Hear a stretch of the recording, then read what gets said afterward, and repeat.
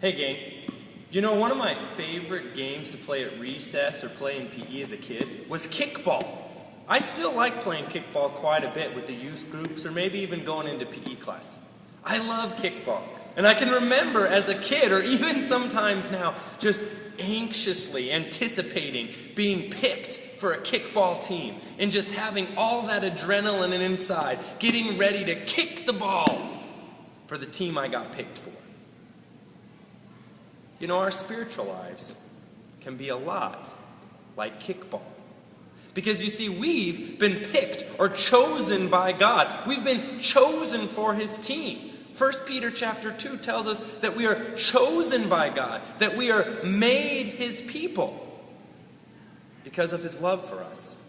We've been chosen. We've been picked. Like being picked for a kickball team, we've been picked for God's team. But it's interesting. We've been picked for God's team. But how often are we unwilling to kick the ball, if you will? Because you see, God has set us apart to do His will. He's chosen us as His royal nation so that we would do what He wants. Like being picked for a kickball team and kicking the ball. But how often are we unwilling to do God's will? How often do we just don't have enough time? How often do we say, oh, well, my kids aren't involved in that, so I'm not going to volunteer. I don't get paid for that, so I don't need to put the time into it. We have been set apart, chosen by God for a special job, yet how often do we refuse to be His holy nation?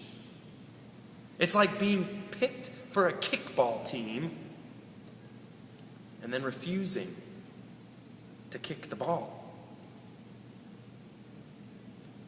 But God's special gift to us is that He's made us His people. He has chosen us as a holy nation, and He has set us apart to be His priests and tell others about Him. He has made it so that we can kick the ball.